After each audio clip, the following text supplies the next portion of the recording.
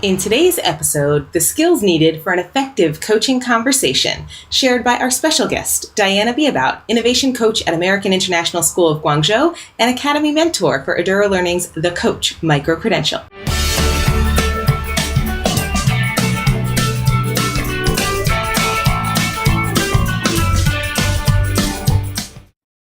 Hi, I'm Diana Beabout, and I am the Academy Mentor for Eduro Learning's The Coach Micro-Credential. And today I'd like to share my perspective on a vital aspect of the coaching role, coaching conversations. I found that one of the most important areas I discuss with other coaches and that I continue to reflect on in my own practice is in coaching conversations. This is an area that is vital to our role as a coach, and our effectiveness as a coach is greatly dependent on our training, experience, and reflection on how we manage conversations. We work with a variety of people with a variety of perspectives, experiences, and needs, which leads to our need to be prepared for a wide variety of conversations. Central to a coaching role is the relationships we build and the conversations we have with those we are supporting.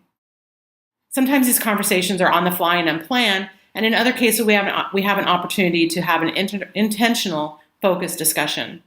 No matter how formal or informal the conversation, as coaches we need to be aware of how we are approaching and participating in the conversations we are having.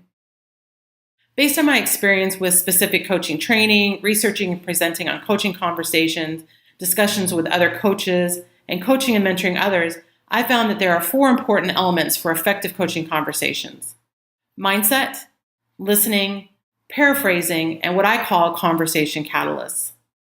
In regards to mindset, going into a coaching conversation, you need to consciously and consistently check your mindset. This conversation is not about you. It's about your colleague and their needs. No matter how formal or informal the conversation is, you need to be ready. Your purpose is to facilitate and help clarify thinking as needed, not particularly to solve a problem. Of course, you'll assume positive presuppositions on your colleague's behalf and be open-minded and empathetic. And this leads into listening. Most people do not listen with the intent to understand, they listen with the intent to reply. This is a great quote from Stephen Covey. Keep your mindset in check. Be open-minded and focused on your colleague. It's easy to start coming up with solutions and ideas or comparing their situation to one you've had, but wait. Wait and listen to what they have to say. Consider nonverbal communication cues such as body language and tone. We need to listen not just with our ears, but with our eyes as well. Additionally, we need to be aware that our nonverbal cues will be taken in by our colleagues, so we need to show them that we are listening and inviting them to share. Paraphrasing. As we listen, we'll occasionally want to paraphrase what we are hearing to check for understanding and to acknowledge what the person has communicated and to let them know we're listening. Paraphrasing should not just be repeating back what we've heard, but a summary.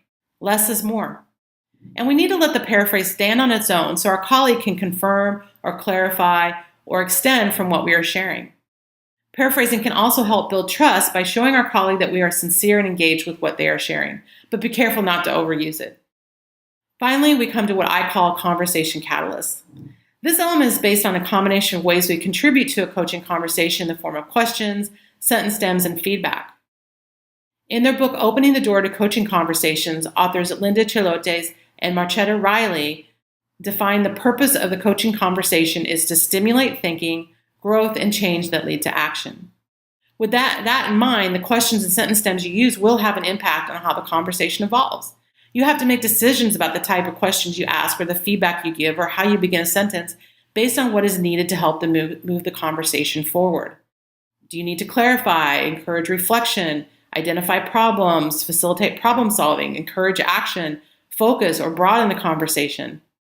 Again, your choices should depend on the person's needs based on what they've shared with you. Today, I've briefly touched on these 4 elements of the coaching conversation: mindset, listening, paraphrasing, and conversation catalysts. And each needs to be discussed, studied, and practiced in depth, especially how we incorporate all 4 to provide an opportunity for productive and meaningful conversations with our colleagues. I also know that this list could include other elements important to coaching conversations. I've shared a few resources that include information, strategies, and even self-assessments regarding coaching conversations below. I love your input on your approach to coaching conversations, your recommendations for resources and ideas, and anything else coaching related. Please leave a comment below and contribute more to the conversation. Thank you for joining me, and check out eduralearning.com for more resources and professional learning related to coaching. Thank you so much for watching today. If you enjoyed any part of this video, please give it a thumbs up. It really helps us know what we should focus on. If you want to see more great coaching tips and strategies in under 5 minutes, subscribe to our YouTube channel and click the notifications bell to find out every time we release a new episode. If you're looking for even more coaching resources, head over to edurolearning.com/coachbetter to explore over 20 online courses designed by coaches for coaches. And catch us on Twitter, Instagram, and Facebook at Eduro Learning to connect with us. See you next week for 5 Minute Friday.